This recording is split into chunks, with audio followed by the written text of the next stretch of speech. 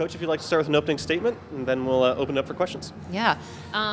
Really excited to be home to open the MAC. It's one of three portions of how we look at our season. We look at non-conference, conference, and then postseason. And so good way to start the conference. And Ohio's a good team. I thought they had a really good game plan against us, and we did a good job of adapting as the match went on and still finding ways to win when they were taking away stuff that we want to do. And that's a sign of a good team over there. They're really feisty. They played great defense, and that's frustrating to play against. And really proud of how our team kind of kept their composure and conviction throughout the match, and glad we came out with a win. Open up for questions. Coach, your defense was hustling, diving for loose balls the entire game. What's it like just to have a defense that's moving like that? Yeah, it's funny. A little inside scoop. I always joke with the players about, I call some of them grandma plays, where when they make that big dive, grandma's really proud of you, but we know you could have dug it a little simpler. But I thought tonight those were justified, so I'll give it to them. But like what I said, kind of Ohio put us in scenarios we didn't want to be in. And biggest thing is I thought our block and our back row had a lot of unity, where if we missed the block, we made some big digs and big moments. And that's kind of what changed momentum. It can shift a game. It can shift a really crucial point. And there were some big digs and big moments, and proud of our team for that.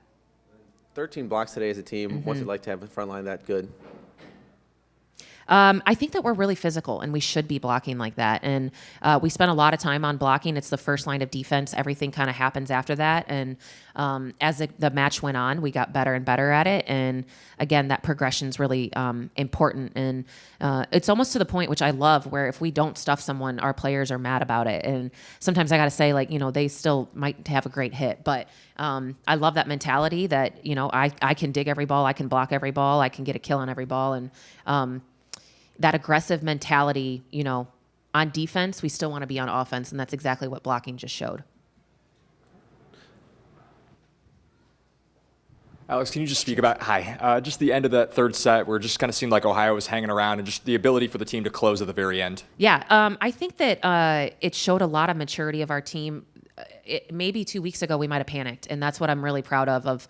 We kind of, the conversations were about what we're going to do versus what we're not doing. And as a coach, that's what we talk about a lot in practice is, what's next? What are we ready for? What's the plan? And again, different people stepped up in different moments, and that matters on a team. And we took a step towards more trust with each other tonight. The crowd helped too, by the way. Shout out to our crowd. That totally changed the momentum. Obviously, set two wasn't the greatest thing in the world for you guys. And obviously, MAC play is just a completely different animal. How do you guys stay focused throughout that entire, sequence just to get ready for that next set and not let that ruin the entire night for you guys? Yeah, that's the beauty in the fall of volleyball. After a set, it's 0-0. You can totally reset a match compared to different sports. Basketball, if you're down 20 at halftime, you got to climb back. Where in volleyball, you get a little bit more grace. So playing 1 point at a time and being really present in that point lets us kind of move on from those things. And, Ohio brought it to us tonight. We knew they weren't going to roll over, and we're very humbled, but I do know that, we're kind of a team that's had a lot of success in the past, and we're someone that a lot of people look forward to playing, and we want their best. And I thought Ohio really pushed us there tonight, and we're grateful for that. Coach, this is now 8 straight years winning the MAC opener, 6 straight years winning the MAC home opener. Good to know. Thanks for not telling me that before the game.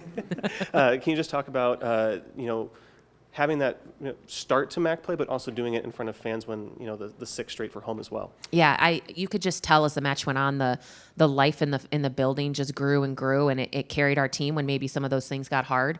But I think that our program has gotten to a place where we're winners, and we think that we should win every game. And when we get after a really hard non-conference, we walk in and we say, we've been battle tested, so let's go. We're ready to battle more. It's not that we went through easy and we're not unsure of ourselves. So really proud to open the MAC like that. I didn't know that stat, but that's pretty cool, and I'm glad that this year was one that we continued it.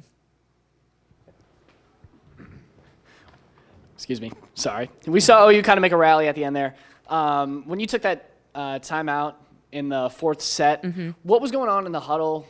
You guys talked about trying to just gain composure back, get back mentally so that you couldn't let OU run away with it. Yeah, I think that the biggest thing sometimes when we take a timeout, we just kind of take a second to come up with a game plan rather than being rushed in between points with it. So whatever rotation we're in, I communicate with Amanda and I tell the team this is what we're going to run. This is our first option. This is our second option. Kind of just take a second, give them some conviction of, hey, they served really tough. Ohio was really good servers tonight, and give some conviction of, hey, we're gonna dictate on this ball, get in system, and kind of just gives you a second to not rush through that play call, kind of like in other sports. Any more questions? Great. Thank you, Coach. Thank you, everybody. All right, we'll open up questions for Amanda. Setting up the defense, 13 blocks, lots of hustle plays. How do you kind of set that up before the game starts in the mentality of going into this type of game? Yeah, I think the mentality becoming in this game specifically was just to be us. We know that what we're capable of, and we have some really great defensive coaches, and we work every day on defense, really. So it's kind of a point of pride that we know we can get these balls up. When we're simple, it's easier. But just kind of being us and knowing that, like having conviction that we can do something like this, I think that was the mentality going into the game today. I mean, I think it made the score like 23-20 there at the end of the fourth set where you had that block. Can you just talk about that play? I think you were super excited there at the end of that play. Just can you talk about that? Yeah, I love a good block. It's probably one of my favorite feelings of volleyball.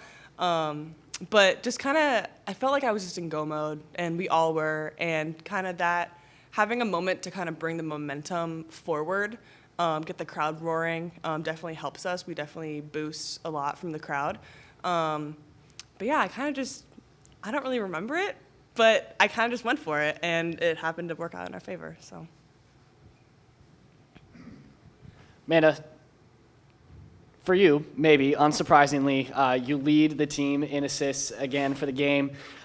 So this many this many matches into the year, it may seem like it's old news, but there's always something that you're going to be improving on going from match to match. So regardless of whether or not you're leading the team in assists for all these matches, what are like the little things that you're doing that aren't being reflected necessarily on that stat sheet? That's a good question. I think something that I pride myself in is my communication. Continuing to communicate with my team and kind of be that person that they can lean on. I think that that's something that you don't see. I think my defense can always get a little work on. I am a taller setter, which makes it harder for me to hit the ground, but I don't know. I never really thought about that, but good question. We asked Coach this, and I'll ask you this, Amanda. Obviously, set two was not the greatest set for you guys in the world, but how do you manage to, stay composed through that and not let a set like that ruin your guys' night completely?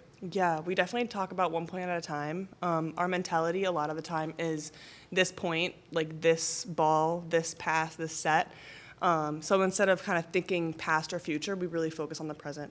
And I think we were able to do that. We were able to kind of flush the second set and kind of go back into the third set with conviction that we know how to do this, and we did.